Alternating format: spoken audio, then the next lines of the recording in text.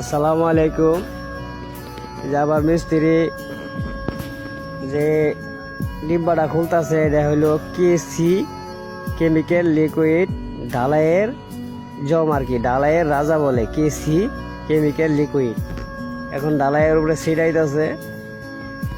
এই ঢালাই যখন মিক্সার করা হবে এই কেমিক্যালটাও সাথে খুব সুন্দরভাবে মিক্সার হবে। এই মিক্সার দিলে আপনাদের ঢালাই শক্ত হবে, ঢালাই নোনা ধরবে না, ঢালাই বহুদিন টিকবে, ঢালাই ফাটল ধরবে না। আধা ঘন্টার ভিতরে ঢালাই শক্ত হয়ে যাবে। আপনারা যারা বাড়িতে ঢালাই দিবেন, ফ্লোর কিংবা বেস কিংবা কলাম ছাদ ঢালাই দিবেন, এই কেসি কেমিক্যাল ব্যবহার করবেন।